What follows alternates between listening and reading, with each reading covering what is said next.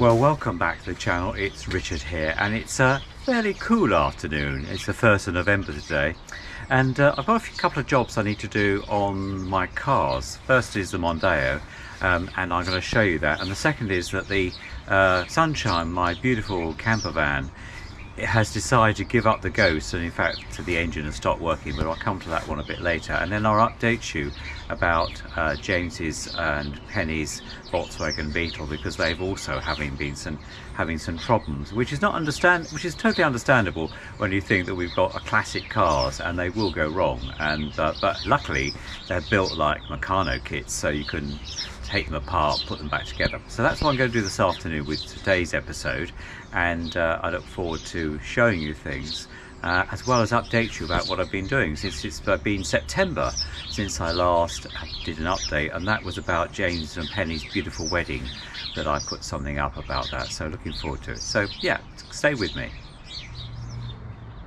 So you're looking in the back of Sunshine's engine bay, and we have a major problem because Sunshine let me down, well, almost let me down on the way to the gym and back last week.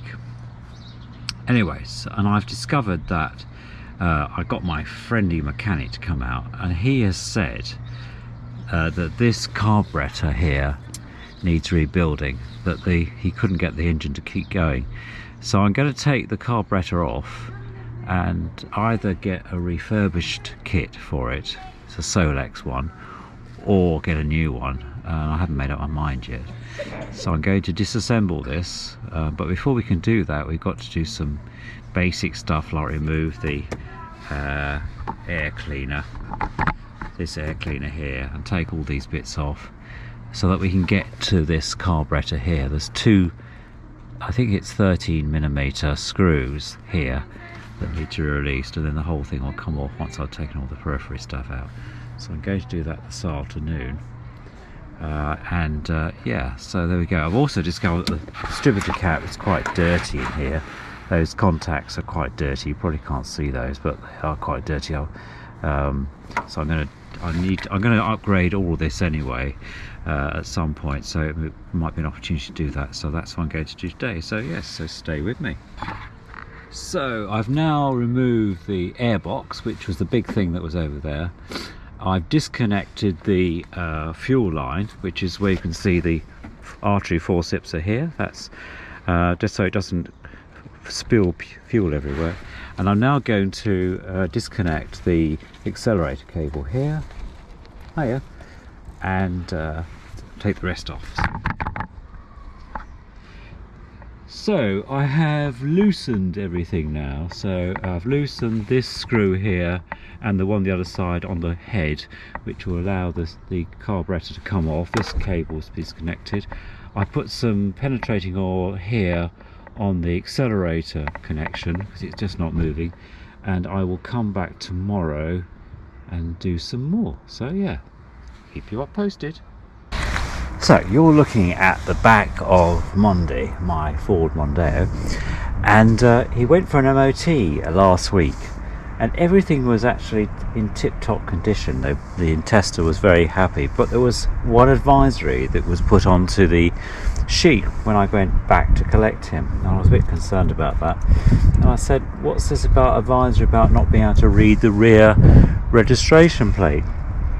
And the chap in the garage at Aylesford Tyres, where I went, said that these marks here that you might be just to be able to see, they're actually getting worse, and that they will obliterate any number plate reader or a vehicle from the rear the police want to check up.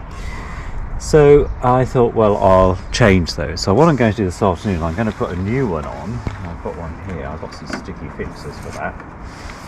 This one here, which has a cover on here. So I'm going to put that on. We'll just take this piece off first of all. You can see there. Around, isn't it? There we go. I'm going to put a new plate on. So if I take this bit off, go Oscar 65. picked Kilo Foxtrot uniform. There's the new one. So I'm going to put that there. Also I've got to take the old one off first. So I'm going to work out where the new where to cover these two holes where they are, and then put the new one on. It's quite nice, isn't it? It doesn't have the GB at the end, but I think that's, and all it cost me was, I think, about £14 or something. It wasn't hardly very expensive at all. It's aluminium black, where this one is acrylic, so it's slightly stronger. So I'll do that now, and but we'll take those screws out first of all. So I'll do that, and yeah, hold fire.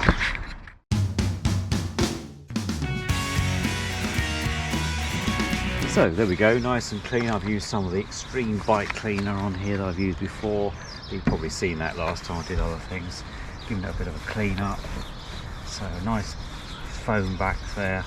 So that should be good enough. So yes, let's apply the stickies. Now one of the things I was a bit concerned about was where the holes are going to come. But these holes here, and clearly Ford have allowed for that, because they've got this foam pad behind it. I'll clean this off a minute. Excuse me. Which will allow me to level up this, make sure it's on straight like that, and that will be putting it directly in the right position. So I'm going to do that now and clean that up first. As you can see a bit closer here, where it's starting to degrade into the number plate itself, which is causing the problem. So yeah, so there we go. Not the most exciting thing to do on a Friday afternoon, but I thought I'd bring you along with the other jobs I've got to do, so stay with us. So there we go, two nice firm pads on there. I'm just going to take the outer bits off here. There we go. As it's all together, it will, any vibration, it will then help with that. Okay, so the next bit is the delicate bit.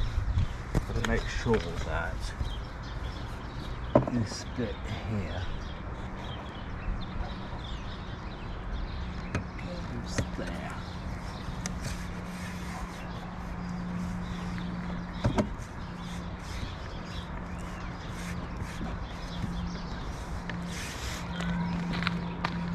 There we go, there we are. One new registration plate all the way from Helfords for Mondi.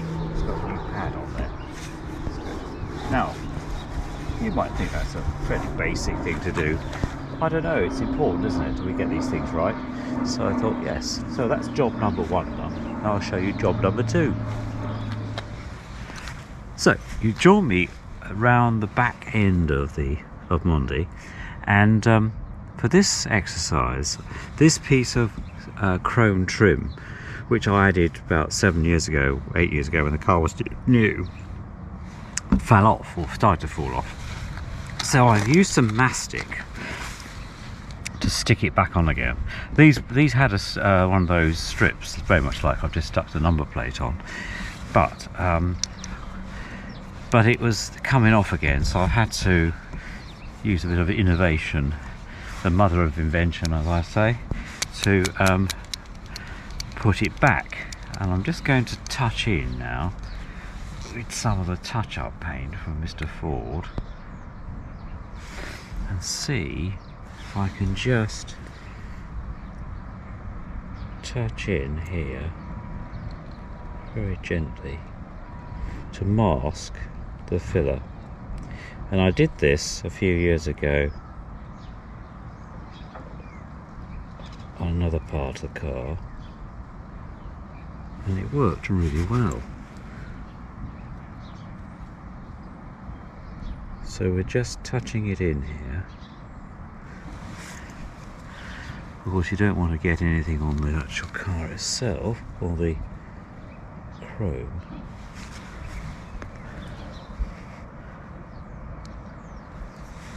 Which is what you're trying to avoid. So that's the delicate bit. And also you don't want too much on the brush. I'm using this Ford touch-up, which I've had quite a few years since I've had the car, just from new. Another little job that takes a bit of patience. Get my eyesight going as well, in terms of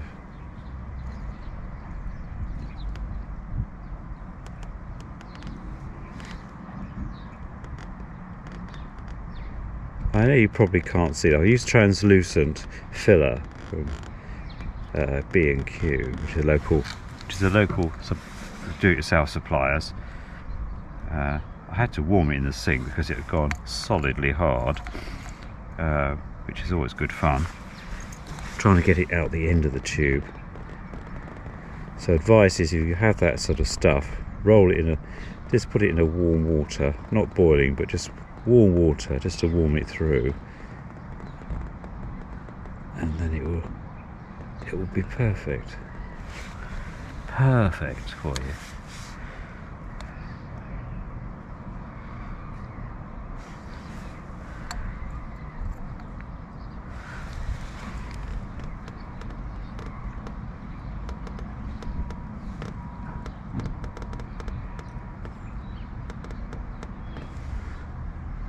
Right down to there,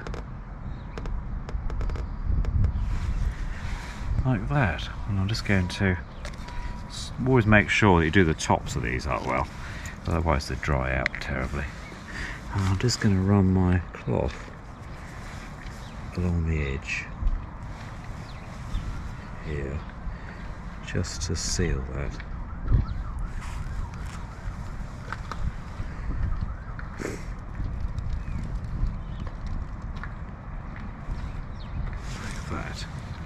There we go. What do you think? I think it looks alright. I'll see what it's like when it's dry, and I'll take a photograph and show you. So good afternoon, welcome back to the channel, and I'm just giving Pasio a quick run because he's not been used for a few weeks. One of the things I will say that I think the best investment I have made is this cover, because before you didn't see this, but he was covered in leaves from these trees in the driveway here, and I think this is the best investment because it just looks after the paint. Also all the bird muck, which you can see here, loads of it on here. This cover is easier to clean than the car, all that stuff off. It keeps you protected. So I'm just running this for a few minutes, and then I'm going to take him to the gym tomorrow on that basis. Now I left the van, which is here, sunshine here.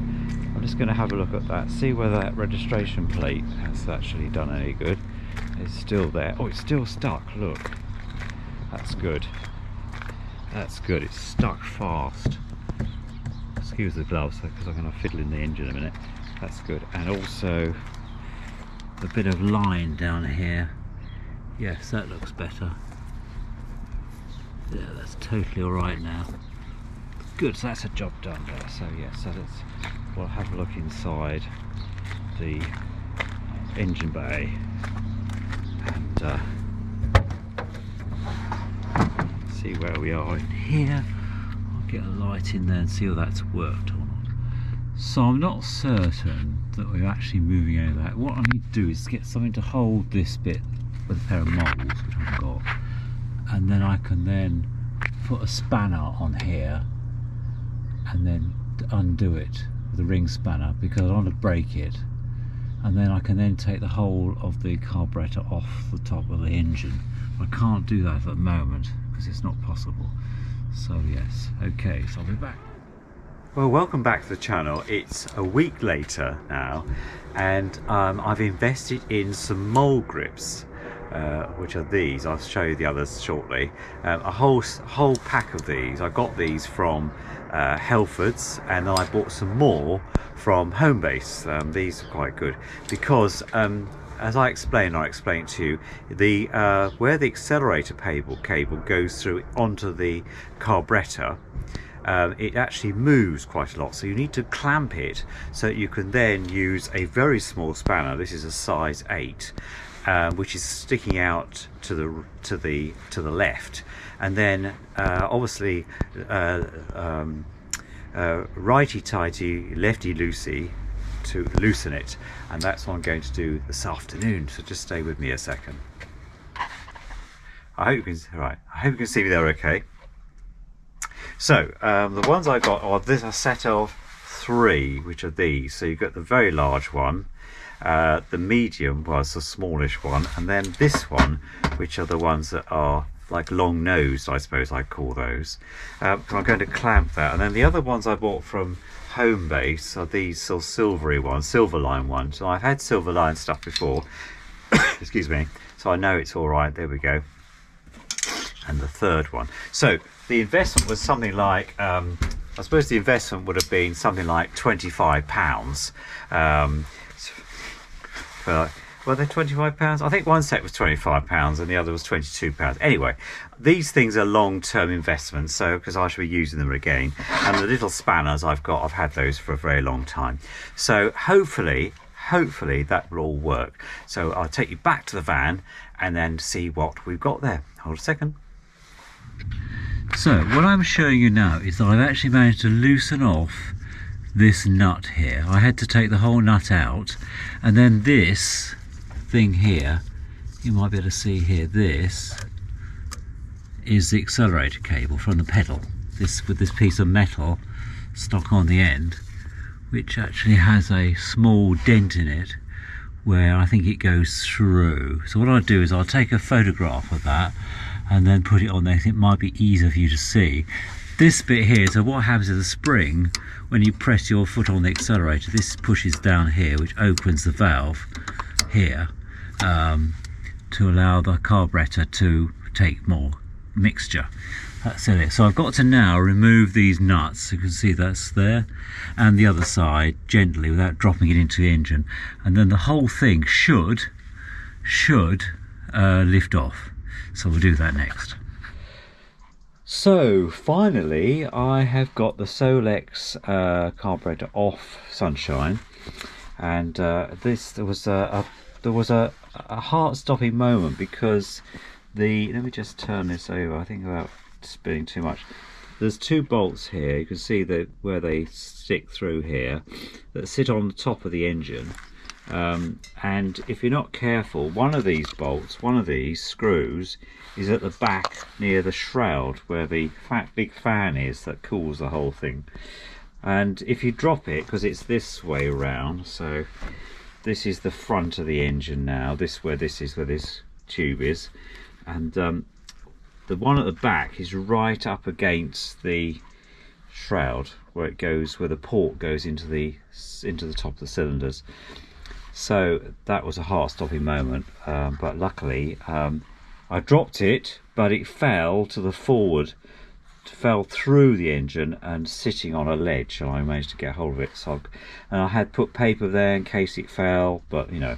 So now we're at the stage where we have the carburetor completely off the engine, and some highlighted notes are that this area here, this is where the fuel is fed into this chamber. There's a float in here before it enters through this part here where it mixes with air from the top, because what sits on top of here is the air cleaner, and then you have another piece which allows us to close this when for the choke arrangements. So that's as far as I got.